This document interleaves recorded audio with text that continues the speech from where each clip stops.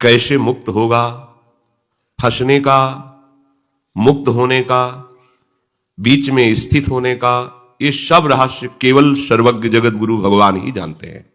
क्योंकि वही ज्ञान समुद्र प्रभु इस भ्रमात्मक माया को रचने वाले हैं। जो रचित दृश्य है वो भी वही है, जो इसका परिणाम है, सार है, वो भी वही है।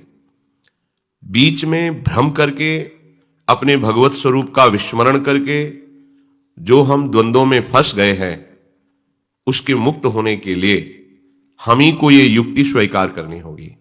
हमें किसी ने फंसाया नहीं है, हम स्वयं फंस गए हैं।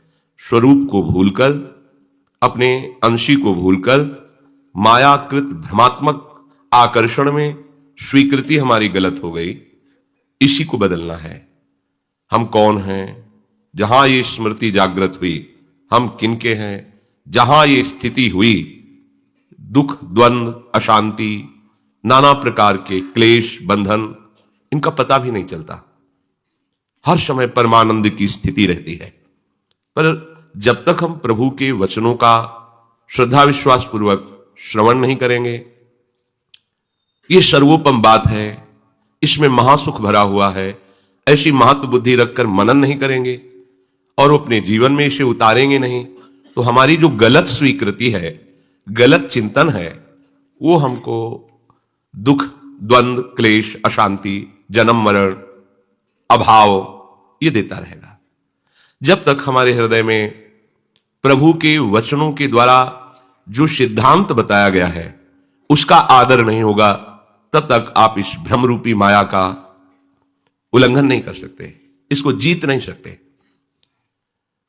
अर्जुन जी को प्रभु ने बताया कि जिसका मन पूरी तरह वश में किया हुआ नहीं है, वो अधकचरा योगी हमारा साक्षात्कार नहीं पाता। अगर वही प्रयत्न पूर्वक, दृढ़ता पूर्वक उपाय करे अभ्यास और वैराग्य के द्वारा, तो मन को वश में कर लेता है। जिसका मन वश में हो गया वो योगारूढ़ कहा जाता है और वही परमानंद को प्राप्त होता है। तो अर्जुन जी ने प्रश्न किया कि जिसका मन पूरी तरह वश में नहीं हुआ, योगारूढ़ नहीं हुआ, पर उसने निश्चय कर लिया कि हमें तो भगवत प्राप्ति करनी है, चल पड़ा भगवत मार्ग में, पर पहुंच नहीं पाया, उसकी क्या गति होगी? या कोई वासना का आदर हो गया, उसकी क्या गति होगी? जो परमात्मा प्राप्ति के लिए चल पड़ा, भजन शुरू कर दिया, पर पूरा नहीं हुआ, तो क्या वो बादलों की तरह छिन्न भिन्न हो जाता है, नष्ट हो जाता है? प्रभु ने कहा नहीं। भजन करने वाला, भगवत मार्ग का निश्चय करने वाला कभी नष्ट नहीं होता। नामे भक्ता प्रणश्यति, उसका नाश नहीं हो सकता। हां, उसने जो वासना का आदर किया, उपासना में प्रमाद कर लिया, शिथिलता कर ली, फिर वो स्वर्ग आदि लोकों के उत्तम भोगों में उसको रखा जाएगा। पुनः श्रीमान कुलों में, पवित्र कुलों में, धनियों के कुलों में, जहां भोग की बाहुल्यता है, वहां उसका जन्म होगा।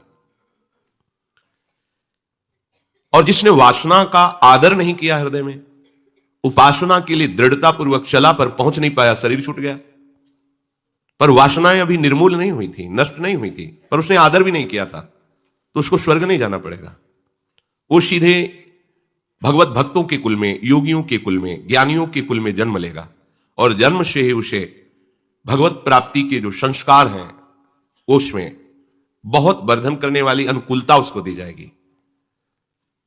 अब उसको इस जन्म में भगवत साक्षात्कार करने में कोई देरी नहीं होगी। वो नष्ट नहीं होता, भजन कभी नष्ट नहीं होता। भगवान कह रहे तत्र तम बुद्धि संयोगम लभते पौर्वदेहिकम यतते च ततो भूयः संसिद्धो कुरुनंदन। हे कुरुनंदन, वो योग भ्रष्ट जहां जन्म लेता है, तो पहले जन्म की जो साधना है, भजन संपत्ति है, वो अनायास ही उसे अगले जन्म में प्राप्त हो जाती है। बहुत बढ़िया बात है, सब कुछ नष्ट हो जाएगा, ये भजन संपत्ति नष्ट नहीं होती। पर ऐसी बुद्धि मारी गई है कि जो नष्ट हो जाती है, छूट जाती है, जिसका कोई अस्तित्व नहीं, उसके लिए हम अमूल्य समय को नष्ट करते हैं। पर जो हर समय हमें दुखों से बचाता है, महासुख की प्राप्ति कराता है, परम मित्र है, उस हम प्रभु के नाम रूपी संपत्ति को संग्रह नहीं कर रहे। यही देखकर बड़े बड़े महापुरुषों को दुख होता है कि दुर्लभो मानुषो देहो, कितना दुर्लभ मनुष्य शरीर है और इसे प्राप्त हुआ। पर ये इस दुर्लभ मनुष्य शरीर को व्यर्थ की वस्तुओं के बटोरने में, व्यर्थ के भोगों में नष्ट कर रहा है। ये जान नहीं पा रहा है कितने अज्ञान में समय नष्ट कर रहा है। यदि हमारे हृदय में बात बैठ जाए कि एक ही संपत्ति केवल यहां से चलती है हमारे साथ, वह है भजन संपत्ति, आध्यात्मिक संपत्ति। ये प्राकृतिक पार्थिव संपत्ति तो क्या शरीर ही नहीं जाता, फिर और क्या साथ चला जाएगा। तो जो संपत्ति साथ जानी है वो ऐसी कि किसी काल में नष्ट नहीं होती। पूर्व में योग भ्रष्ट हुआ, जब अगला जन्म लिया तो श्री भगवान कहते अनायास ही जहां से साधन रुका था वही उसे प्राप्त हो गया। अब उसकी वही साधना उसको अग्रसर करती है और बहुत जल्दी वो सिद्ध हो जाता है। तो किसी किसी को देखा जाता है बहुत कम अवस्था है, बहुत विशुद्ध ज्ञान, विशुद्ध भक्ति, बड़ा अध्यात्म में ऊंचाई पर, तो उसका एक जन्म का नहीं है, कई जन्मों से, अनेक जन्म संसिद्ध हो, कई जन्मों से वो लगा हुआ है, तब जाकर के उसके अंदर वो वस्तु आई। तो फिर कोई कह सकता है कि इस जन्म में मुझे कैसे भगवत प्राप्ति होगी, उसकी बात मान लो।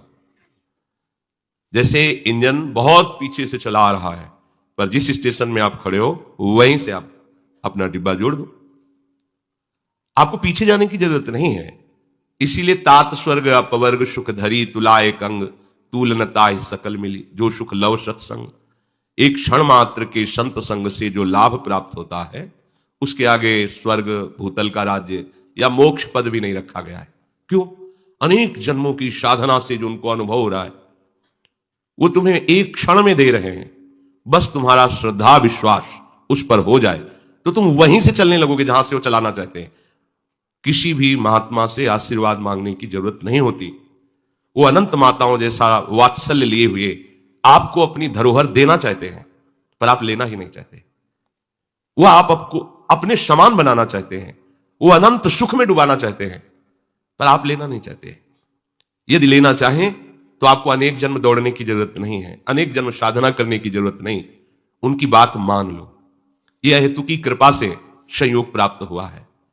जो महत्संग है ये तुम्हारी साधना का फल नहीं है, ये किसी पुण्य का फल नहीं है। पुण्य फल से भी संत मिलते हैं, पुण्य पुंज बिन मिलहि न संता, पर उसकी पहचान होती है। यदि आप सावधान नहीं चले तो छूट जाएगा, आपका पुण्य नष्ट हो जाएगा, उन संत के दर्शन भी नहीं पाओगे दोबारा, आपकी अश्रद्धा हो जाएगी क्योंकि पुण्य नष्ट हो गए पुण्य बल से। और जिसे कृपा बल से संत मिलते हैं, अब मैं भाव भरोस हनुमंता बिनु हरि कृपा मिले नहीं संता, तो कृपा नष्ट होने वाली वस्तु नहीं है। चाहे जैसी परिस्थिति हो उसकी श्रद्धा नहीं हटती, उसका विश्वास बढ़ता चला जाता है, तो अमोघर्ष वो भगवत प्राप्ति कर लेता है। महत्संगस्तु दुर्लभो अगम्यो अमोघर्ष। महापुरुषों का संग मिलना दुर्लभ है। यदि संग मिल जाए तो निर्वाह करना बड़ा कठिन है, क्योंकि अपने मन को मारकर उनके अनुसार चलना तभी रंग आएगा। तो हजारों में कोई बिरला एक ऐसा होता है जो अपने मन को मार करके उनके अनुसार चल पावे। इसीलिए लिखा है कि अगम्यो, वो उनको प्राप्त करके भी लाभ नहीं ले पाता। अगर कहीं उनकी आज्ञा का पालन कर ले तो अमोघश, निश्चित निश्चित उसको भगवत प्राप्ति हो जाएगी। अमोघश, अमोघ महापुरुषों का संग, संत संग जहां हुआ आगे सतसंगति संस्कृति कर अंता, उनका संग सीधे सीधे अनेक जन्म संसिद्धि की बात नहीं आएगी, सीधे इसी जन्म में भगवत प्राप्ति। संत संग सतसंगति संस्कृति कर अंता, अब आगे जन्म नहीं होगा यदि उनकी आज्ञा मान जाओ। भगवान बहुत कृपालु हैं, हमें अवसर दिया सत्संग का, भजन करने का। ये जो हमें बातें सुनने को मिलती है ना, ये त्रिभुवन में दुर्लभ बातें हैं। धन संपत्ति वैभव मित्र सब भोग सामग्री, ये तो पापात्मा पुरुषों के पास है। दुर्लभ अगर वस्तु कही गई है यहां शास्त्रों में, यह है लाभ शंकर माना। भगवान शंकर जी भी सबसे बड़ा लाभ यही मानते हैं, साधु संग मिल जाए, सत्संग मिल जाए। अब कल्याण में कोई संशय नहीं, बस उनकी बात मान लो, तो उनकी बात मान लो। वो बात उनकी कृपा शक्ति से निकलती है। उसको मानोगे तो कृपा शक्ति बिना किसी अन्य साधन के आपको स्थिति पे पहुंचा देगी। एक प्रसंग में पूज्य श्री राधा बाबा वर्णन करते हैं कि रतनगढ़ में ही भाई जी थे। उनका ऐसा प्रभाव था कि बड़े बड़े धनी मानी भक्त ज्ञानी सन्यासी विरक्त सब भाई जी को सम्मान करते, क्योंकि जिनके हृदय में निरंतर प्रिया प्रीतम का चिंतन चल रहा है, प्रिया प्रीतम हृदय रूपी निकुंज में केली कर रहे हैं, तो आकर्षण ऐसा होता है कि सब। तो एक धनी सेठ थे। धनियों में अहंकार बहुत जोर का होता है, क्योंकि मूल दोष यही है उनका अहंकार। जो अपने को बड़ा धनी समझते हैं उनमें चोरी, हिंसा, झूठ बोलना, दंभ नाटक करना, काम क्रोध, गर्व अहंकार, भेद बुद्धि, वैर अविश्वास, स्पर्धा, लंपटता, व्यभिचार, जुआ, ये सब दोष उसको घेर लेते हैं। जो धनाभिमानी होता है, मैं धनी हूं, अभिमान तो था ही, पर एक कृपा भी थी कि भाई जी के सत्संग में रोज जाते थे। धनी थे, अन्य दोष भी होंगे, अहंकार भी था, पर सत्संग में जाते थे, रोज प्रणाम करते, सत्संग सुनते, पर भाई जी से ईर्ष्या करते, उनकी निंदा करते। जो सत्संगी जन थे अगर रास्ते में मिल जाते सत्संग सुनने के बाद तो निंदा करते। कई तरह की देखा, बढ़ बढ़ के बातें कर रहे हैं, लोगों से पुजवाते हैं, ऐसा बस कुछ लोग ऐसे होते हैं। किसी दिन भी वो सत्संग ना जाए ऐसा नहीं था, प्रणाम न करे ऐसा नहीं था, पर हृदय की जलन, ईर्ष्या, ये हमारे पास सब इतना वैभव, कोई हमको प्रणाम नहीं करता और इनको सब प्रणाम करते हैं, नमस्कार करते हैं। ऐसा मतलब विचित्र बात है कि रोज जाना, सत्संग में नियमित जाना, पर वहां की बातों में क्यों निकाल के और चलते हुए निंदा करना, और जहां भी बैठे भाई जी की निंदा करना। प्रणाम भी भाई जी सामने दिखाए प्रणाम करेंगे, ऐसे प्राय बहुत हृदय होते हैं। सामने तो प्रणाम नमस्कार और पीछे निंदा करना। वो अपनी जलन को नहीं सह पाते, अपनी मलिनता को और बढ़ाते हैं। वो यही समझते थे मेरे पास इतना ऐश्वर्य है, नौकर चाकर हैं, मैं बहुत धनी हूं, हमारे सामने भाई जी क्या है, फिर इतना सम्मान इनका, जिसको देखो वही भाई जी प्रणाम नमस्कार, दौड़े पीछे घूम रहे हैं। मैं क्या करूं जो मेरा सम्मान हो, सब कुछ तो हमारे पास है, क्या कमी है? तेरे पास भगवान की ठसक नहीं है, प्रियालाल की ठसक नहीं है, ये पैसे से थोड़ी आती है, ये तो प्राण दिए यह प्रेम न पइए, ऐसो महंगो आई सखीरी। ये तो गुरु कृपा से मिलता है, आराध्य देव की कृपा से मिलता है। भगवान ने कहा है कि जो अनेक चित्त विभ्रांता मोह जाल समावृता प्रशक्ता काम भोगेशु पतंति नरके असुचौ, अपवित्र नरकों में इनको डाला जाता है। ये अनेक वृत्तियों में फंसे हुए भोगों में, ये जो संत महात्माओं की वैष्णवों की निंदा करते हैं, अवहेलना करते हैं, अपमान करते हैं, ऐसे अपवित्र नरकों को भोगना पड़ता है इनको। भाई जी के पास आना, उनको प्रणाम करना, देखो इसका प्रभाव, और भाई जी की निंदा करना, अपना अपना प्रभाव है। देखो बढ़िया अवसर कि अगर इस जलन को विवेक के द्वारा रोक लेते, निंदा ना करते, तो इसी जन्म में भगवत प्राप्ति हो जाती। इतने बड़े महापुरुष का दर्शन अमोघस्य, उनकी वाणी अमोघस्य, उनके द्वारा बताया हुआ साधन अमोघस्य।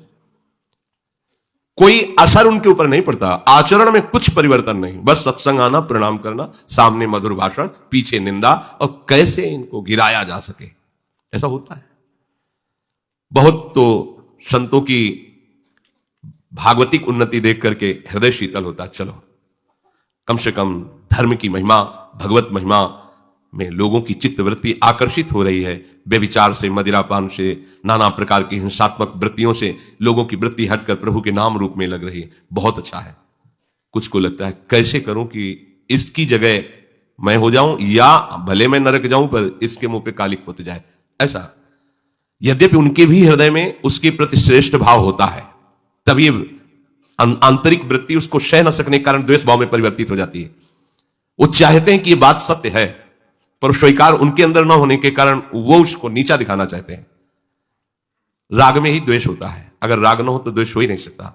तो उनके प्रति भी मात्र बुद्धि होती है, पर उसे अपने अंदर ना लाने के कारण वो द्वेष में और द्वेष इतना भयानक, ये ईर्ष्या द्वेष है, कुछ भी कर सकता है, कुछ भी कर सकता है, बहुत भयानक है ये। तभी का कंचन तजना सहज है, सहज तिया का नेह, मान बड़ाई ईर्ष्या दुर्लभ तजनाए।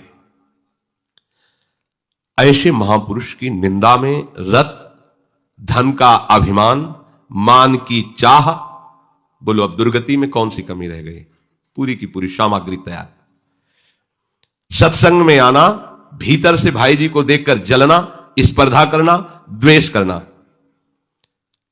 वो कहते भी थे कि इनके पास धन क्या है, कुछ नहीं, पर जिसको देखो भाई जी प्रणाम नमस्कार छाए हुए हैं।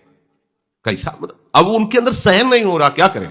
अच्छा, जो भागवतिक महापुरुष होते हैं वो अपनी प्रशंसा चाहते नहीं, उनको बुरी लगती है, पर करें करावें आप सब, जने बढ़ाई दे। पैसा दे के प्रचार प्रसार करवाने से भी यश कीर्ति नहीं होती। जब आप करवाना चाहते हैं तो वो छुपना चाहता, वो छपा देते हैं, प्रकाशित कर देते हैं। इनका खेल है। भाई जी कभी चाहते थे कि मेरा यश हो, मुझे लोग जाने, अकिंचन भाव से रहते। वहां के तत्कालीन बीकानेर के महाराजा भाई जी के सामने आते, साष्टांग दंडवत करते, भारत के बड़े बड़े अधिकारी आते, भाई जी के चरण स्पर्श करते, बड़ा महिमा। ये देख करके उनके हृदय में, और ये लीला भगवान की है, और जलन, मतलब जलन तो इतनी बढ़ जाती है कि वो क्या करे, अगर उसको आत्महत्या करने से उनका नाश हो रहा हो तो तुरंत कर ले, ऐसी ईर्ष्या पैदा हो जाती है। और जब भाई जी के सामने आते तो ऊपर से बड़ा प्रेम का दिखावा करते हैं, बड़ी कृपा भाई जी आपकी, रोज सत्संग में आते हैं, रोज ऐसा सब ऐसे। कुछ समय बाद उनकी मृत्यु हुई। सेठ के परिवार के लोग मृत्यु के समय भाई जी को बुलाने आए। भाई जी अचानक सोच किया कि तो उसमें चले गए। सोच क्रिया अचानक लगी, उधर सूचना को प्राण त्यागने वाले भाई जी को इतनी सोच लगी, वहां नहीं जा पाए और शौचालय जाना पड़ा, क्योंकि भाई जी चले जाते तो दुर्गति उनकी नहीं होती। और भगवान कोई बर्दाश्त नहीं कि उनके भक्त का कोई अपराध करे और फिर अंतिम उसका सुधर जाए। जो अपमान भक्त कर करे, या जो अपराध भक्त कर करे, राम रोष पावक। ऐसी सोच लगी कि भाई जी को एक सेकंड के लिए भी फुर्सत नहीं कि मैं जा वो शौचालय। तानहम द्विषतः क्रूरान संसारेषु नराधमान, क्षिपाम्यजस्त्र मशुभाना मासुरीस्वेव योनिषु। ऐसे भक्त द्रोह करने वाले पापाचारी क्रूरकर्मी नराधमों को मैं आसुरी योनियों में गिराता हूं और नरक भुगवाता हूं, भगवान कह रहे हैं। पूज्य श्री राधा बाबा अपने ध्यान कक्ष में बैठे हुए थे। वहीं एक कुतिया गर्भवती हुई और कई बच्चे पिल्ला हुए उसके। भाई जी के ध्यान में वो कुतिया और वो पिल्ला, और उन पिल्लों में से वो सेठ जी जो कुत्ते का पिल्ला बने थे, मेव मेव करते हुए छोटे बच्चे गए। बाबा निकले कुटिया से बाहर, देखा नई नई कुतिया ब्याही है, बच्चे हमारे ही सामने लाना था इनको। देखा अच्छा सेठ जी हैं ये, कुत्ते के पिल्ले के रूप में। अब उपासना कक्ष में बैठते तो बार बार आता कि किसी तरह भाई जी का तो दर्शन किया है, उनके श्रीमुख के वचन सुने हैं, पर इसने निंदा की है तो कृपालु भगवान क्षमा कर दें इसे। संत का हृदय देखो कैसा होता है। और अगर उनको दंड ही देना था तो फिर मेरे पास क्यों जन्म दिया? अच्छा, जन्म ही दे दिया तो मेरे ध्यान में क्यों लाए? संकेत क्यों किया कि वही सेठ है, कुत्ते का पिल्ला बन करके आया है? इसका मतलब भगवान इसका मंगल चाहते हैं। राधा बाबा एकदम एकाग्र होकर प्रभु से प्रार्थना की, प्रभु इस सेठ की जो कुत्ते का पिल्ला बना हुआ है इसकी दुर्गति रोक दीजिए। किसी भी तरह से सही, इतने बड़े महापुरुष का दर्शन किए, सत्संग सुने, और आप भी तो चाहते कि उद्धार हो जाए, नहीं तो यहीं सामने ध्यान कक्ष के सामने यही एक बार कहीं दूर और फिर हमारे ध्यान में क्यों लाए? पर बार बार कहते पर प्रभु बोलते नहीं और रोष करके अंतर्ध्यान हो जाते हैं। एक दिन बाबा ने हट किया, प्रभु सामने खड़े, बोले बोलना पड़ेगा आपको, हमारी बात क्यों नहीं सुन रहे हो? तो प्रभु ने कहा चक्रधर, चक्रधर बाबा का नाम था, मैं भक्त के हाथ बिका हुआ हूं और मेरे समर्पित भक्त को जो अपमानित करता है, जो उसकी निंदा करता है, मैं उसे कभी क्षमा नहीं करता। जानते हो हनुमान प्रसाद पोद्दार ने अपने हाथ में मुझे ले रखा है, प्रेम की मैं वशीभूत हूं। वो नहीं चाहेंगे ऐसा, पर मैं इसको अब क्षमा नहीं कर सकता। मेरे भक्तों से जो द्वेष करता उसको मैं कभी क्षमा नहीं करता। मैं तो पोद्दार का भक्त हूं, मैं भगवान नहीं हूं उस समय। ये देखो भगवान की महिमा। जैसे दुर्वासा जी से कहा कि ये सुदर्शन अम्बरीश के अधीन है, उन्हीं के चरण पकड़ो जाकर के। भला बताओ, मेरे समर्पित निर्दोष अकारण हितैषी भक्ति की कोई निंदा करे और मैं उसका मंगल करूं, ऐसा कैसे हो सकता है? कभी क्षमा नहीं कर सकता। मेरे शरणागत भक्त मुझ सर्वरक्षा समर्थ के रहते आरक्षित कैसे हो सकते हैं, निंदा का पात्र कैसे हो सकते हैं? ये मेरे भक्त की निंदा करने वाला है, ये धनाभिमानी है, ये नरक कीड़ा बनेगा, तुच्छ है, इसको बहुत कष्ट भोगना पड़ेगा। अगर कोई मेरा अपमान करे, मेरी अर्धांगिनी लक्ष्मी का तिरस्कार करे, मैं सब सह जाऊंगा, पर मेरे भक्त का कोई अपराध कर दे, मैं नहीं सह सकता। भगवान कह रहे यहां तक कि अगर साक्षात लक्ष्मी भी मेरे भक्त का अपराध कर दे तो उसी क्षण भी उनका मैं त्याग कर दूं। फिर ऐसे समर्पित भक्त के लिए, जिसने स्त्री पुत्र ग्रह गुरुजन प्राण धन इहलोक परलोक मोक्ष सबका त्याग करके केवल मेरे प्रेम में पगा हुआ है, ऐसे मेरे भक्त को जो सतावे उसको मैं क्षमा कर दूं? नहीं। जैसे पतिव्रता स्त्री अपने पति को सदाचार से प्रेम से अधीन रखती है, ऐसे भक्तजन मुझे अपने अधीन रखते हैं। मैं प्रेम में बंधन स्वीकार करने वाला हूं, सबके लिए समदर्शी हूं, भक्तों के लिए पक्षपाती हूं। चक्रधर महाराज, इसको मैं क्षमा नहीं कर सकता। जो संत जन है, साधु हृदय है, उनकी निंदा करने वाले का मंगल हो जाए, ऐसा नहीं हो सकता। तो राधा बाबा ने कहा, फिर ये आपने दिखाया क्यों हमें? क्यों दिखाया? बाबा गुस्सा होकर के बोले, जाओ फिर जाओ, आपका जब ये सिद्धांत है तो हमारे ध्यान में क्यों लाए, सामने क्यों लाए? हमारा भी तो हृदय है जो आपसे ही पूरित है और आपसे ही प्रेरित है, ऐसा क्यों किया आपने? चुप हो गए, प्रभु भी और राधा बाबा भी। वो एक कुत्ता बने सेठ, कांपते हुए फिर बाबा के सामने कूं कूं कूं ऐसे। फिर बाबा का हृदय एकदम, फिर ये लीला भगवान की देखो। बाबा उठे, अपनी कमरिया उठाई और जाकर उस पिल्ले को उठाया और कहा, कुछ भी हो हम हर उपाय करेंगे, तेरा कल्याण हो जाए। यद्यपि तेरे से भयानक अपराध हुआ है, भगवान भी नाराज हैं, पर उपाय यही है भक्त का हठ। अब देखो रतनगढ़ में कितने कुत्ते होंगे, कितने पिल्ले होंगे, लेकिन रोज भाई जी को प्रणाम करता था, सत्संग सुनता, पर निंदा करता था। अमोघस्य संत ते होए न कारज हानि। एक दिवस बाबा ने फिर श्री कृष्ण जी से कहा, अरे इसको पिल्ला बनाना था तो मेरे ही सामने कोई बार बार ला रहे हो, कहीं दूर ले जाओ। कहते हो हम इसका कल्याण नहीं कर सकते, क्षमा नहीं कर सकते। मेरे कक्ष के भजन के नीचे ही कुतिया बच्चा दिया और उसमें सेठ मेरे ध्यान में आया, मुझे बार बार विक्षेप पड़ रहा है, दुख हो रहा है, अब उसका कल्याण होना चाहिए। ये बार बार मेरी दृष्टि पथ में आता है और मेरा हृदय करुणा से भर जाता है, और आप करुणा समुद्र हो, मेरी बात तो सुन लो। बोलो इसके लिए मैं क्या करूं? बाबा ने कहा, जिससे आप प्रसन्न हो जाओगे। कैसे आप राजी हो जाओगे, कैसे इसको क्षमा करोगे? प्रभु कुछ नहीं बोले, चले गए। सायंकाल बाबा बैठे हुए प्रभु की लीला का चिंतन कर रहे थे। वो पिल्ला फिर भागकर बाबा के सामने आया, कूं कूं करता हुआ, और बाबा की तरफ ऐसे पैर करके ऐसे बैठा। बाबा ने देखा, बोले कुछ भी हो जाए, तेरे को तो भगवत प्राप्ति कराएंगे। संतों का यही एक जगह बाबा के शायद शब्द थे कि जो भगवत भजन में उन्मत्त महात्मा होते हैं, तो जैसे पागल कुत्ता काट ले ना किसी को, वैसे सीधी हो जाता, ऐसे ही होता। भगवान कह रहे नहीं उद्धार होगा, कह रहे अब हो के रहेगा, देखते हैं क्या हट। इसीलिए मोरे मन प्रभु विश्वासा, राम ते अधिक राम कर दासा। बड़ी व्यथा हुई। भाई जी अपने घर के मुख्य द्वार पर बैठे सोच के हाथ मटिया रहे थे, अकेले बैठे हुए चिंतन करके हाथ धो रहे थे। राधा बाबा जाकर खड़े हो गए। भाई जी ने बाबा को देखा, कहो स्वामी जी, क्योंकि ऐसे नहीं, सहज में नहीं आते, कैसे आगमन हुआ? वो एक सेठ थे जो आपकी निंदा भी करते थे, सत्संग में भी आते थे, प्रणाम भी करते थे, आपको याद है? हाँ हाँ याद है। बोले उनकी मृत्यु हो गई थी। हाँ हाँ हमें उस समय भी याद है कि आए थे बुलाने पर, वो सोच लग गई थी तुम्हें। हाँ वो हमारे भजन कक्ष के नीचे कुतिया जो है ना, उसमें पिल्ला बन करके आए, चेंचे करते रहते हैं हमारे सामने। ये कि वो आपकी अकारण निंदा करते थे, बड़ा अपराध करते थे, मानते हैं, परंतु आपके लिए निंदा और स्तुति तो समान है। निंदा के रूप में ही सही, पर वो आपका चिंतन तो करते थे। भाई निंदा भी करने के लिए वो आकृति तो आएगी ना सामने। तो मुझे लगता है कि किसी भी तरह से आप जैसे महापुरुष का आश्रय, ऐसी दुर्गति नहीं होनी चाहिए।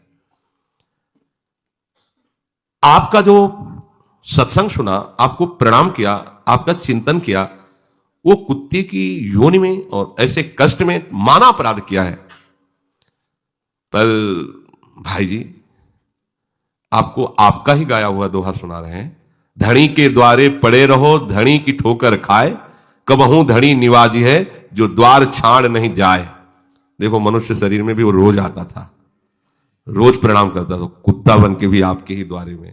तो भाई जी उसकी तरफ से हम क्षमा मांगते हैं, आप क्षमा कर दो और उस पर कृपा कर। देखो कैसा हृदय संतों का होता है। मुझे नहीं शाह जा रहा उसको कुत्ते के रूप में देखकर, सदगति निश्चित होनी चाहिए। यह हठ है संतों का। जैसे बच्चा हठ कर ले तो मां को पूर्ण करना पड़ता है।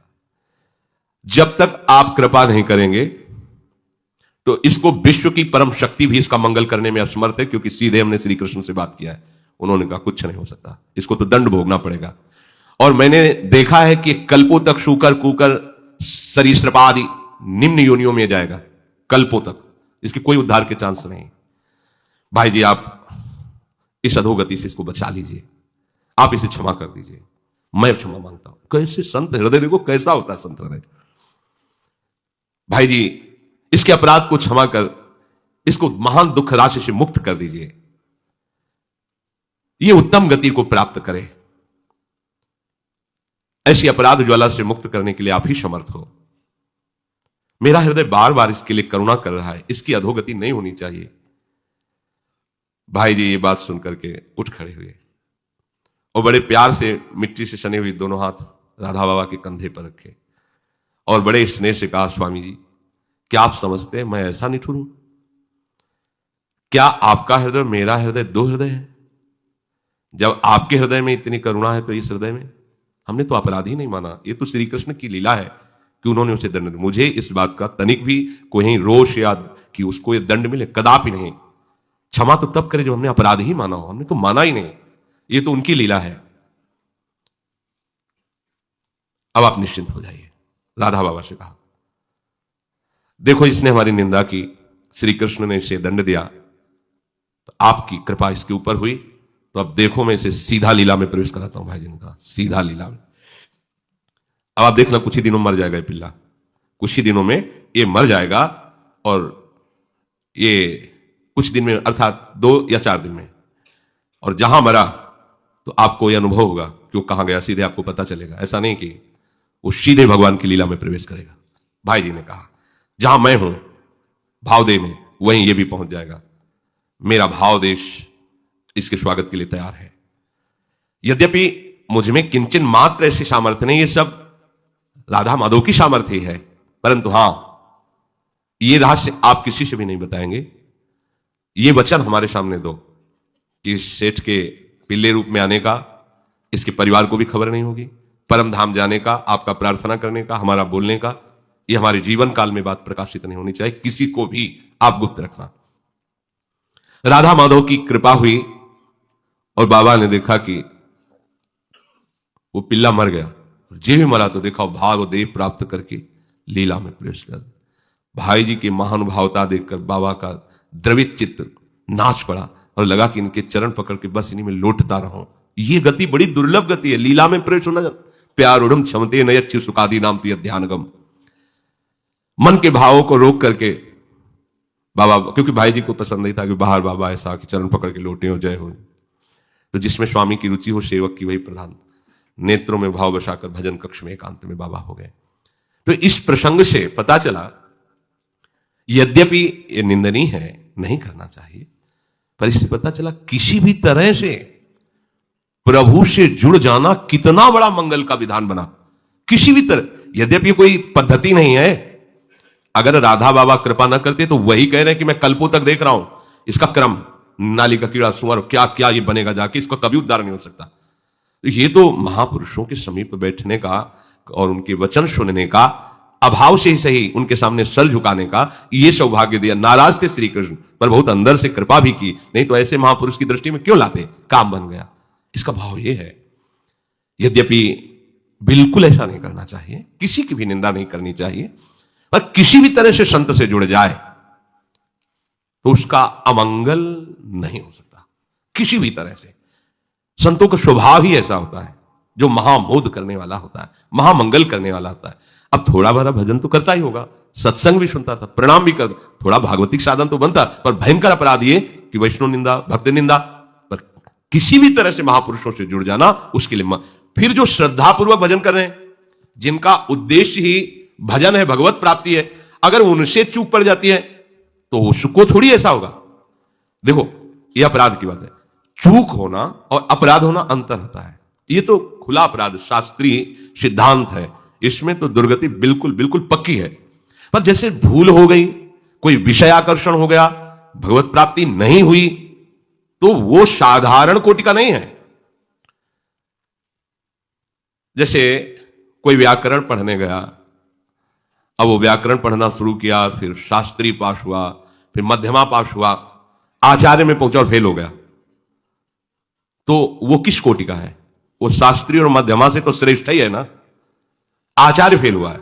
तो जिस उपासक का केवल ये लक्ष्य बन गया है कि अब भजन करना है, भगवत प्राप्ति करना है, ये आखिरी है, इससे बड़ा कोई लक्ष्य नहीं। वास्तविक उसने लक्ष्य बनाया, चला पर फिसल गया। विषयाकर्षण मम माया दुरत्तया, किसी भी अब उसकी ऐसी नहीं है कि वो पुण्यात्माओं के यज्ञ करने वाले, तपस्या करने वाले, साधन करने वाले अन्य, उनकी तरह नहीं। उसका ये जो भजन बना, जो निश्चय बना कि मुझे इसी जन्म में भगवत प्राप्ति करनी है, नहीं कर पाया, चूक हो गई, तो अगर वासना का आदर किया तो स्वर्ग आदि लोग, अगर वासना का अनादर करते हुए भगवत प्राप्ति नहीं कर पाया तो सीधे ऐसे कुलों में जहां उसको भगवत मार्ग पुष्ट करने वाला जन्म से ही संयोग प्राप्त हुआ। पूर्वाभ्यासेन, भगवान कह रहे हैं, पूर्वाभ्यासेन तेनैव ह्रियते ह्रवशोऽपिशः जिज्ञासुरपि योगस्य शब्द ब्रह्माति वर्तते। वासना का आदर हुआ या किसी भी कारण से भगवत प्राप्ति नहीं हुई, तो जो स्वर्ग आदि भोग कर श्रीमानों के कुल में जन्म लेने वाला है, यद्यपि वो भोग परवश ऐसा हुआ है, पर उसका लक्ष्य था भगवत प्राप्ति और भजन, तो उसको पहले जन्म के अभ्यास का संयोग बैठाला जाएगा।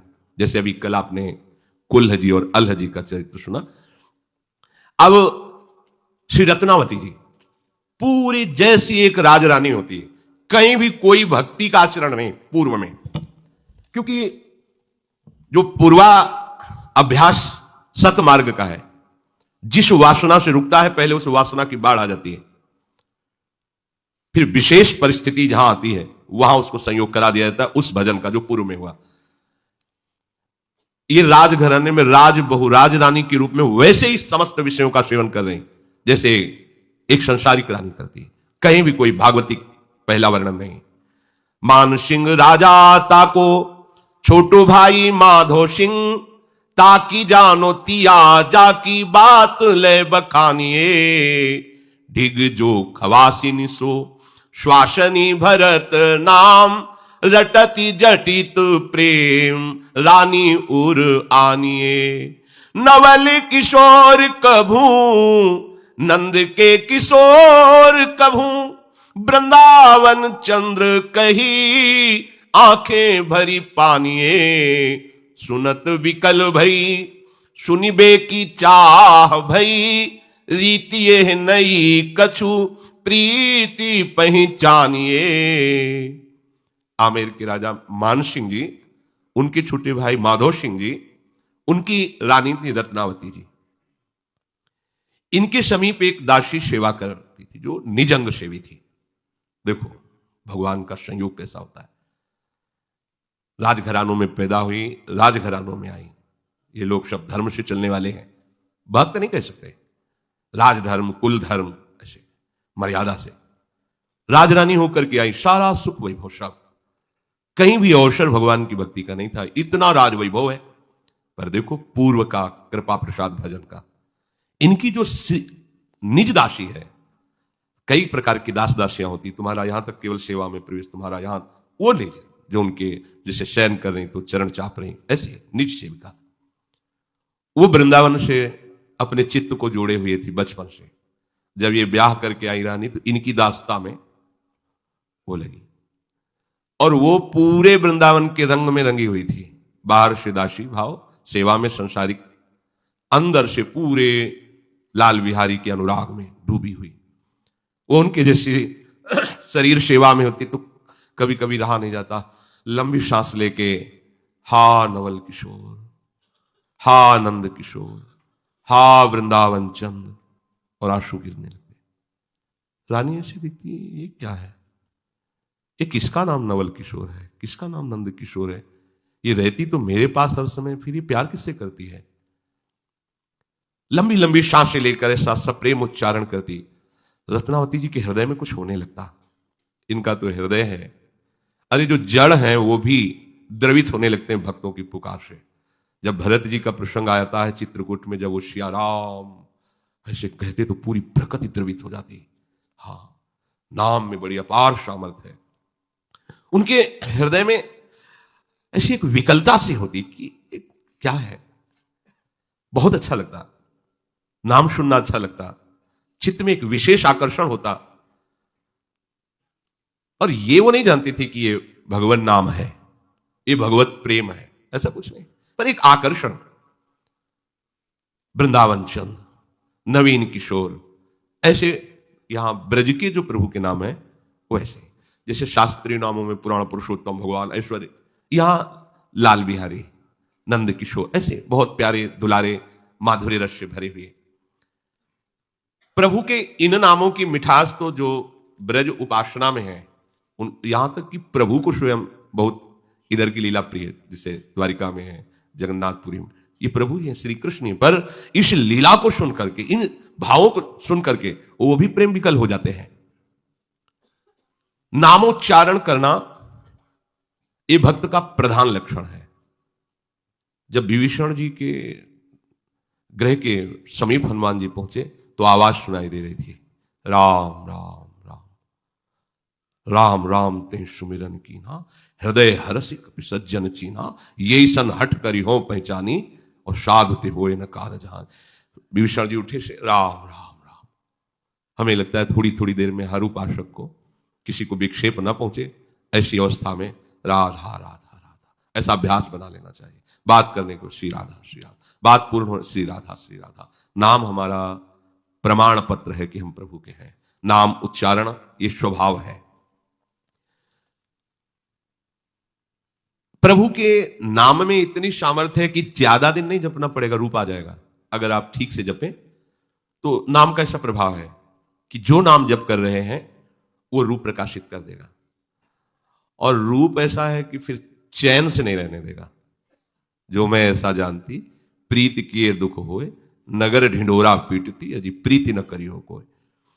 जहां रूप प्रकाशित होता है तो बोले, जब ही ते कुंवर कान्ह रावरी कला निधान, कान परी वाके कछु सुजस कहानी सी, तब ही ते देखो देव देवता सी, हंसत सी, रीझत सी, कीजत सी, रुसत रुशानी सी, छोभी सी, छली सी, छीन लीनी सी, छकी सी और झकी सी और ठगी सी, लगी थकी तहरानी सी, बंधी सी बेंधी सी, विष बूढ़त विमोहित सी, बैठी वो बकत बिलोकत बिकानी सी।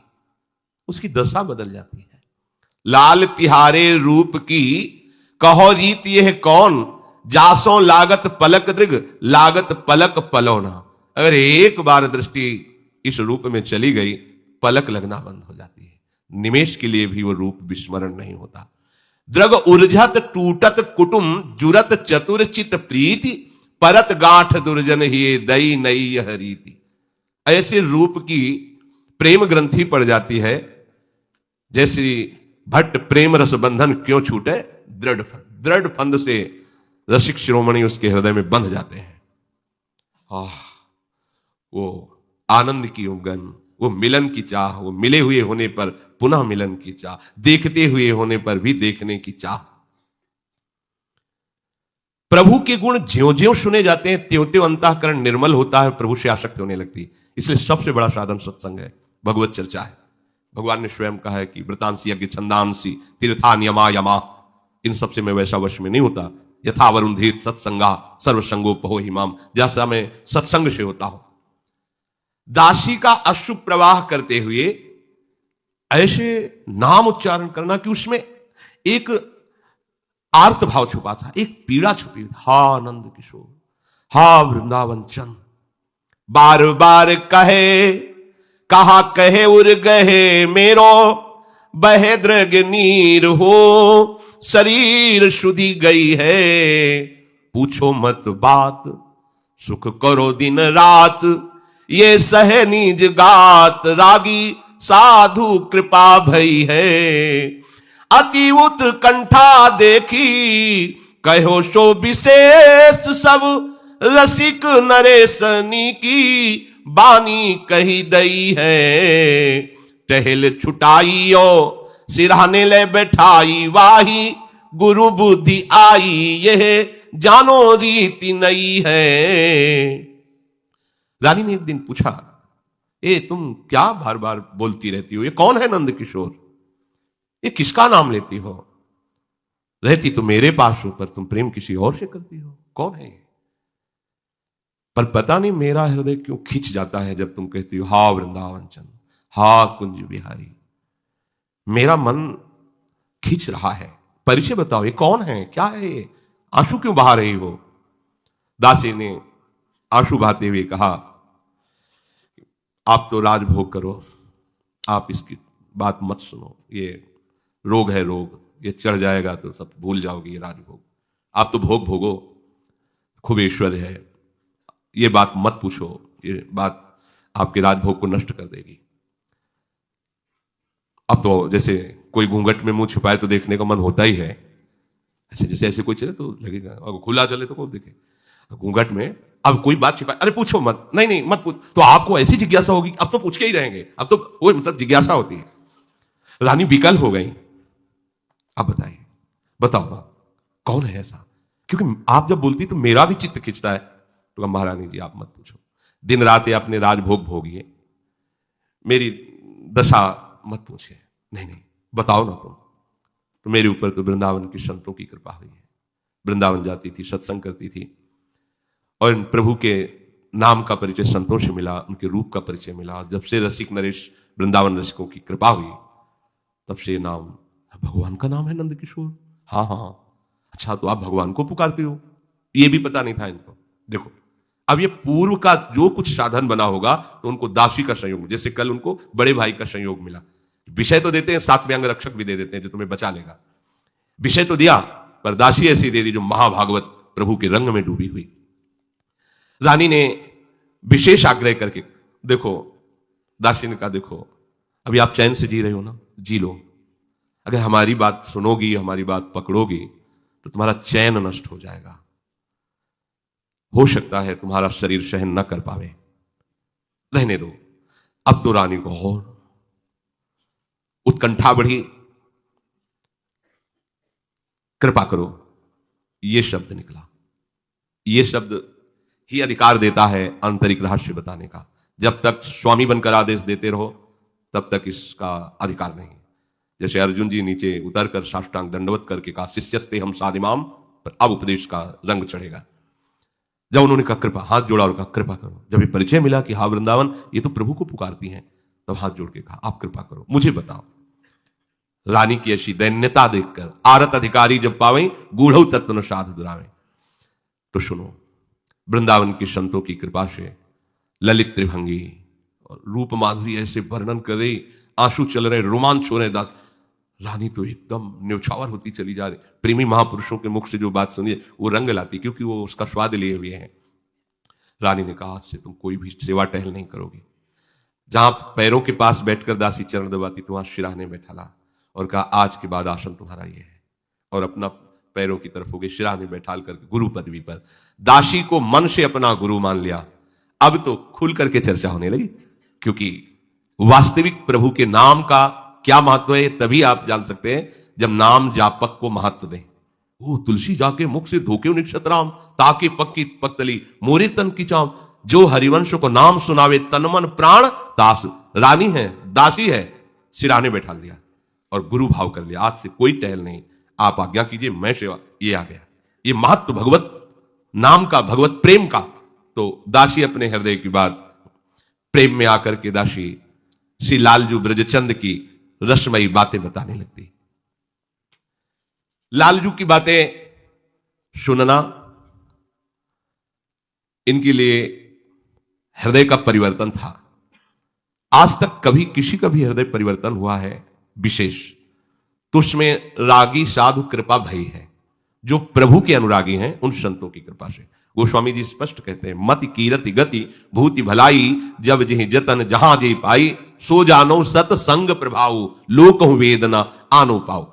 मुख्यतस्तु महत कृपैव, ये मुख्यतः भगवत कृपा से महापुरुषों का संग मिल जाने पर होती है। भगवत कृपा ले साधवा, रानी के ऊपर कृपा हो गई। यही है, भजन कभी नष्ट नहीं होता। देखो पूरा जीवन व्यतीत हो जाता, जान भी नहीं पाती कि प्रभु है कोई और उनका नाम भी है। ऐसी कृपा हुई कि निशी दिन सुन्यो करे, देखिबे को अर बरे, देखे कैसे जात जल जात दृग भरे हैं। कछुक उपाय कीजे मोहन दिखाए दीजे, तब ही तो जीजे वे तो आनी उर अरे हैं। दर्शन दूर राज छोड़े लोटे धूरी पे, आहा न पावे छवि पूर एक प्रेम वर्ष करे हैं।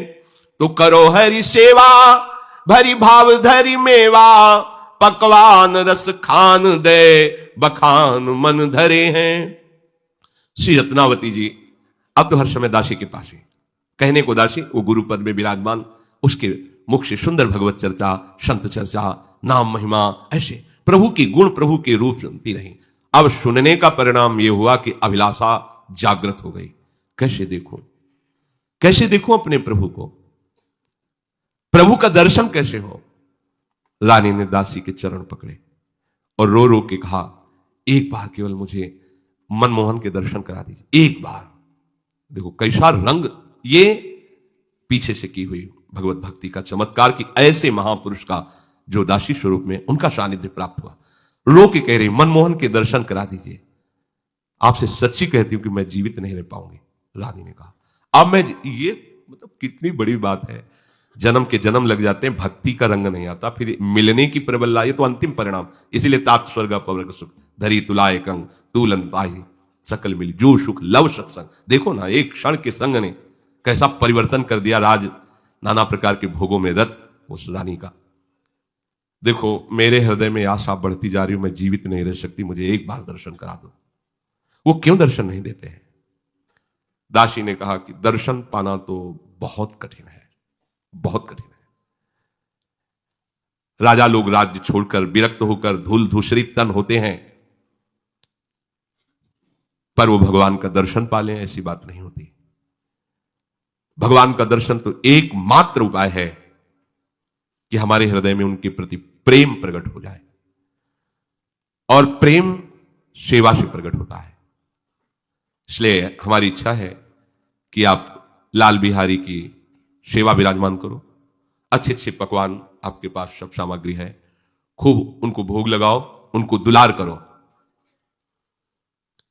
प्रभु के प्रति जितना अपनापन होता जाएगा उतना ही प्रेम बढ़ता जाएगा, और उसी प्रेम में जहां आप सेवा कर रहे हो वहीं से वो प्रकाशित हो जाएंगे। राधा बाबा को छवि से ही पहले हुए थे, जो श्री कृष्ण की छवि थी वही ऐसा लग रहा था, वही हमारे हृदय में आकर विराज, हृदय से निकलकर छवि में, छवि से निकलकर एक हो गए, बाहर भीतर एक प्रभु हो गए।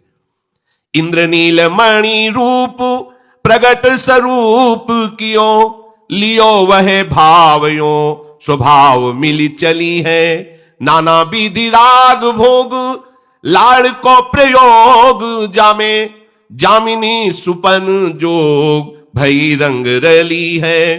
करत श्रृंगार छवि सागर न पारावार, रहत निहारी वाही माधुरी सुपली है। कोटिक उपाय करे जोग जग पार परे, ए पे नहीं पावे यह दूर प्रेम गली है। जैसा गुरु स्वरूपा दासी ने आदेश किया, वैसे ही रत्नावती जी ने इंद्र नीलमणि की एक प्रभु श्याम सुंदर की मूर्ति बनवाई, अर्चा विग्रह के रूप में प्रभु को सेवा में विराजमान किया। दासी ने जैसी जैसी सेवा की भावना बताई वो अपने हृदय में धारण कर वैसे ही इस मार्ग में लाड़ की प्रधानता होती। लाड़ माने दुलार। प्रेम मार्ग में वैदिक सिद्धांत नहीं, भाव सिद्धांत, दुलार। जैसे हमें जब जो आवश्यकता होती है वैसे ही हम प्यारी जो सर्दी है अंगीठी, सर्दी है गर्म कपड़े, सर्दी है गुनगुना जल, जिससे उनको सुख में, बिल्कुल वैसे ही आत्मवत दासी के साथ मिलकर के प्रभु की सेवा प्रारंभ कर दी। अब रानी थी, संपत्ति की तो कमी नहीं, सुंदर सुंदर आभूषण श्रृंगारित करना, प्रभु को भोग लगाना, प्रभु को शयन कराना, और जब शयन करती तो देखती कि स्वप्न में भी वही सेवा कर रहे हैं। ये ऐसे प्रेम होता है। जागृत में तन्मयता हुई तो स्वप्न में भी देख रहे हैं, ऐसा ही होता है। बिना प्रगट सेवा के बहुत दूरी है प्रेम गली, ए पे नहीं पावे ये दूर प्रेम गली है। इसीलिए देखो सब सेवा परायण रहते, धाम है प्यारी जू की सेवा। अब तो और गहरा प्रेम रंग चढ़ा, स्वप्न में भी वही सेवा। इंद्रनीलमणि ठाकुर जी सुंदर सुंदर कोमल वस्त्र, आभूषण, चंदनाद, इनसे श्रृंगार करना, घंटों श्रृंगार में डूबे रहना, फिर श्रृंगार करके टकटकी लगा करके एकदम उसी श्रृंगारित प्रभु के रूप का दर्शन करना। अब तो प्राण व्याकुल हो गए रूप माधुरी के लिए। कोई करोड़ों यज्ञ करे, योग करे, साधना करे, संसार से मुक्त भी हो जाए, पर प्रभु का प्रेम नहीं प्राप्त कर सकता। ये साधनों से नहीं, ये प्रेम पथ अत्यंत दुर्लभ है। प्रभु की सेवा, प्रभु का चिंतन अब हृदय में। देखी चहेती तऊ कहेती उपाय कहा, अहो चाह बात कहो कौन को सुनाइए। कही जू बनाओ ढिग महल के ठौर, एक चौकी ले बैठाओ चहूं और समझाइए। आवे हरि प्यारे तिन्हें ल्यावे वे लिवाए, इहां रहते धुआए पाए रुचि उपजाइए। नाना विधि पाक श्यामा आगे आन धरे, आप डारी चीक देखो श्याम द्रगनी लखाइए। रत्नावती जी को जो लालसा जगी हुई थी नाम और गुण सुनने से, उसमें और आग लग गई सेवा से। अब तो क्या करूं, अब भी दर्शन नहीं हो रहे प्रकट। दासी से पूछा, आपने जो जो कहा हो गया, अब क्या करूं, अब तो जिया नहीं जा रहा, हमें प्रगट दर्शन चाहिए, क्या उपाय हो सकता है। ये देखो महापुरुषों के संग का प्रभाव, कि ठीक पद्धति प्राप्त होती है। मैं आपको अब अंतिम उपाय बताती हूं, इसमें निश्चित भगवत साक्षात्कार होता है। आप महल के निकट एक संत निवास बनाइए, नगर से बाहर सभी मार्गों पर विश्वसनीय पहरेदार बैठा लिए और उनको समझा दीजिए कि किसी भी वैष्णव साधु को देखें तो प्रणाम करके हाथ जोड़कर विनय पूर्वक श्रद्धा पूर्वक यहां महल में लावें। पास में जो संत निवास है उनको यहां लाया जाए, उनके चरण पखारे जाए, विनय करके उनको सुंदर सुंदर भोजन पवाया जाए, और आप एक चिक डाल करके, क्योंकि रानी बाहर प्रगट में नहीं, आप उन संतों का दर्शन कीजिए। फिर आप देखिए आपको श्याम सुंदर उन्हीं संतों के बीच में दिखाई देंगे। क्योंकि अगर कहीं ढूंढना है प्रभु को तो संतों के बीच में मिलते हैं। कभी भी कहीं भी किसी को भी मिले ना तो संतों से ही मिले हैं। चली मन ढूंढने जाइए सतगुरु के छौना। ये लालजू क्या है, गुरु के लाडले हैं, संतों के लाडले हैं। सिर के साटे पाइए ये राम खिलौना। देहाभिमान छोड़कर सदगुरु के हाथ बिक जाओ तो ये उनके छौना है, आपके खिलौना बन जाएंगे। प्रेम जंजीर जराए के गही राखो भाई, इन संतन के मोहते मिले हैं रघुराई। जो आसक्ति संसार में बंधन का कारण है, भगवान कपिल देव जी कहते हैं, वही आसक्ति यदि संतों से कर ली जाए तो मोक्ष का खुला हुआ द्वार है। जो मोह संसार के बंधन का हेतु है, श्री मलुकदास जी कह रहे हैं, प्रेम जंजीर जराए के गही राखो भाई, इन संतन के मोहते मिली है रघुराई। कृष्ण कृष्ण नित पढ़त है, सुचिते चित लागे, पाए टिके नहीं पाप के सब ही दुख भागे। कह मलूक सब छाड़ के गहिले ये हाला, जोई जोई मूर्ति संत की सोई देख गोपाला। संत के रूप में भगवंत ही विराजमान है, आपको ऐसा अंतिम में अनुभव हो जाएगा। ऐसा ही किया। सबसे बढ़िया बात रत्नावती जी की है कि जिस दिन से स्वीकार किया गुरुपद में दास, एक भी बात नहीं काटी, जैसा वो आदेश करती गई। अब महल के बगल में आदेश हुआ संत निवास की रचना। बाहर पार्षद लगा दिए गए सेवक, जहां कोई दूर दूर संत वैष्णव आदर के साथ उनको वहां पास में जो संत भवन था, संत निवास था, लाए उनका चरणामृत उतारना, उनको भोग पवाना। आवे हरि प्यारे साधु सेवा करी टारे दिन, किहूं पाव धारे जिन्हें ब्रज भूमि प्यारी है। जुगले किशोर गावे नैननी बहावे नीर, वे गई अधीर रूप द्रगनी निहारिये। पूछी वा खवासीन सो जुरानी कौन अंग, जाके इतनी अटक संग भंग सुख भारिये। चली उठी हाथ गयो रहो नहीं जात हो, सहो दुख लाज बड़ी तनक विचारिये। महल के समीप संत निवास, वहां भगवान के प्यारे भक्त जन आने लगे। खूब नाम कीर्तन भगवत चर्चा हो रही, सुंदर उनकी सेवा भोग पकवान आदि से। अब जब ये बात संतों में फैल जाती कि वहां बहुत साधु सेवा होती, बड़ा भगवत वातावरण, नाम कीर्तन भगवत चर्चा, तो जो ब्रजभूमि के कुछ संत मंडली भ्रमण करती थी, जो सदैव ब्रजेंद्र नंदन के प्रेम में रंगे रहते थे, युगल किशोर की नित्य लीला विहार के पदों का ही गायन करते थे, बड़े भाव में रहते, वो पहुंच गया। अब वो संत निवास में प्रिया प्रीतम के पद गा रहे थे, नेत्रों से अश्रुधारा बह रही थी। प्रेम मगन उन रसिक संत के स्वरूप को रानी ने चिक के अंदर से देखा, व्याकुल हो गई। क्या यह बंधन है कि मैं ऐसे संत के समीप नहीं बैठ सकती? रानी ने दासी से कहा, मैं नहीं रुक सकती, इन संत के समीप जाऊंगी, इस संत मंडली के चरणों में प्रणाम करूंगी और इनके पास बैठ करके ये भगवत चर्चा सुनूंगी। दासी ने कहा, आप ऐसा बिल्कुल मत सोचिए, आप रानी हैं, महल से बिल्कुल नहीं बाहर जा सकती आप। रानी ने कहा था, बताओ कौन सा अंग रानी, मैं अभी काट के फेंक देती हूं, मुझे जाना है। कौन सा अंग ऐसा है जो रानी है, मैं अभी उसे हटा देती हूं। कहां रानी पने की मुहर लगी है, क्यों मुझे रोका जा रहा है? अब मैं ऐसे दूर से संत संग नहीं, समीप जाऊंगी। कहते कहते रानी उठी, चल पड़ी।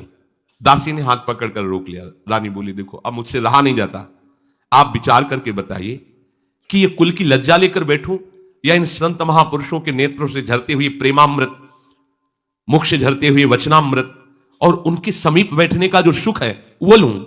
अब मुझसे नहीं रहा, ये दुख नहीं सहा जाएगा, मैं उनके सानिध्य को नहीं छोड़ सकती।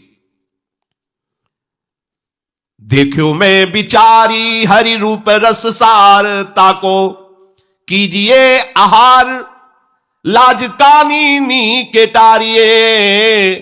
रुकत उतरी आई जहां साधु सुख दाई, आनी लपटाई पाए बिन तिल धारिये। संतनि जिमाए वे की निज कर अभिलाष, लाख लाख भातीन सो कैसे के उचारिये। आज्ञा जोई दी जय सोई की जय सुखवाही में, जो प्रीति अवगाही कही करो लागी प्यारी। रत्नावती जी ने अपनी दासी गुरु से कहा, मैंने सब सोच विचार कर देख लिया, अब यदि सुखसार प्रभु को प्राप्त करना है तो मुझे इस रानीपने का, लोक लज्जा का, कुल की मर्यादा का पूर्णतः त्याग करना होगा। मैं रानी बनकर के अब नहीं रह सकती। कहा था शुरू में दासी ने, मत पूछो, तुम्हारा ये सब जो राजभोग है सब नष्ट हो जाएगा। अब मेरा स्वादन है श्री कृष्ण की लीला, श्री कृष्ण का रूप। आज से मैं कोई भी लोक लज्जा, कुल मर्यादा और रानीपने को बिल्कुल नहीं रखूंगी, आपकी भी बात नहीं मानूंगी। दासी हाथ पकड़ के रोकती रही, जो गुरु स्वरूपा बिल्कुल नहीं रुकी, उतर गई। पहली बार राजमहल से ऐसे, वो तो कदम पे पालकी, हजारों सैनिक ऐसे चलती थी, अकेले जा रही हैं, जहां संत समाज विराजमान, पद गायन हो रहा है, पीछे पीछे दासी भयभीत होकर ये क्या हो रहा, मतलब गई और चरणों में लिपट गई संतों के, प्रार्थना की, आज हम अपने हाथ से परोस परोस कर आप सब संतों को पाएंगे। संतों ने देखा आंसू चल रहे, रोमांच हो रहा है, ये तो महाभागवत है। तो उन्होंने कहा कि ठीक है, आप अपने हाथ से पवा, नहीं तो प्रायः रजोगुणी लोगों के हाथ से पाने से भजन में बिघ नहीं पड़ता। पर देखा कि रानी है। अब कितना बड़ा सौभाग्य, अपने हाथ से सुंदर सुंदर पकवान और लीजिए, संतों को पवा रहे हैं। प्रसाद पवाने के बाद हाथ जोड़कर सब संतों से प्रणाम की मुद्रा में कहा, आप लोग मुझे वही आज्ञा करें जिससे मुझे श्याम सुंदर दिखाई देने लगे। मैं क्या करूं, आपको कैसे सुख पहुंचाऊं कि श्याम सुंदर प्रसन्न हो जाए? क्योंकि दासी ने कहा कि अगर संत प्रसन्न हो गए तो लाल गोपाल वहीं प्रकट हो जाएंगे। संतों ने अच्छी प्रकार से ये जान लिया कि ये तो प्रभु के अनुराग में डूबी हुई है। संतों ने आज्ञा कर दी, अब तुम्हारी जैसी मन में आवे, जो पवाना हो जाए, खूब सेवा करो। अब तुम्हारे लिए कोई कि तुम नजदीक नहीं आ सकती, छू नहीं सकती, ऐसा नहीं। आप स्वेच्छा से रानी सेवा में। पूरे नगर में ये बात फैल गई।